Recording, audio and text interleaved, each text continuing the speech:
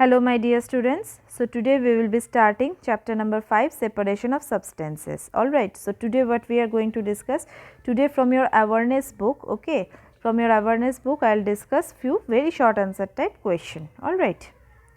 So here you see question number 1. This chapter you have already read earlier. So today just like a revision I will be discussing very short answer type questions. So question number 1. Question number 1 here you can see, what substance is used for loading the clay particles suspended in muddy water? Okay. So clay particles, as you all know, that it is very small in size, isn't it? So easily they do not settle down at the bottom. Okay.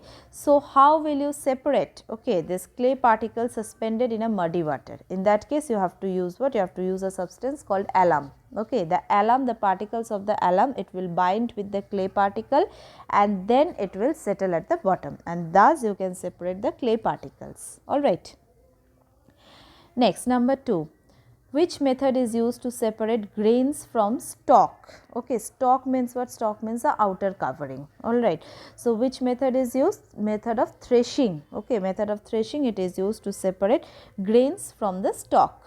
Next, number 3. Which method is usually used to separate small pieces of stone from pulses at home? Answer is hand picking. Okay, hand picking is a method which is usually used to separate small pieces of stone from pulses at home. Okay, by like hand picking, I think you have seen at your home that our parent, what do? Our mother, they separate the small pieces of stone from pulses or from rice at home. Alright.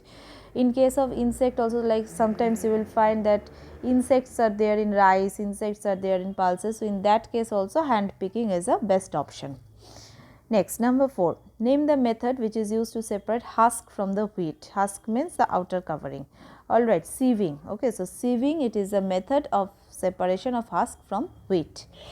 Next.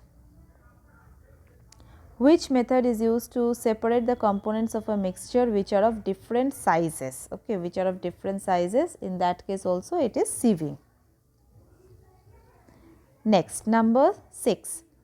Name a device used to separate the mixture of sand and small iron nails. Answer is magnetic separation. You all know that magnet, it attracts what? It attracts iron and iron made particles. Understood? So, like if you if you take a magnet just above the mixture of sand and small iron nail, what you will find? You will find that the iron nails are getting attracted to the magnet. Okay, and thus the iron nails are separated from the sand. Next, number 7. Name the method used in cashew nut factories to separate cashew nuts of different sizes. Again, sieving. Whenever it comes in separation between the sizes, the best option is sieving. Okay. Next, number 8. Name the process of obtaining clear water from muddy river water in which alum is used. Answer is loading. Next, number 9. Name the process by which water is separated from rice and pulses after washing them. Okay, so when you wash rice and pulses at your home, okay, then how do you separate the water from rice and pulses? Simply you tilt the bowl, isn't it? Still you just simply tilt the bowl or the jar, the water pours off, isn't it? So this process is called what? It's called decantation.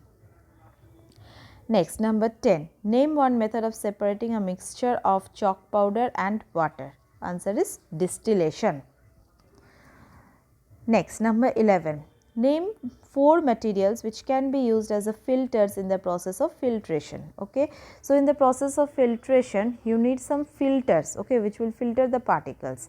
So what are the things that you can use as a filter in the process of filtration? Wire mesh, okay, then piece of cotton, piece of muslin cloth and a strainer. Alright. Next, number 12.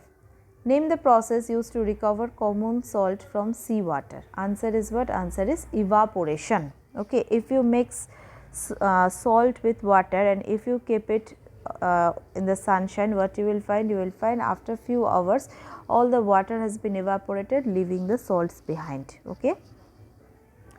Next, number 13. Name the process you want to use to separate sugar dissolved in water. In this case, distillation is the best option. Okay.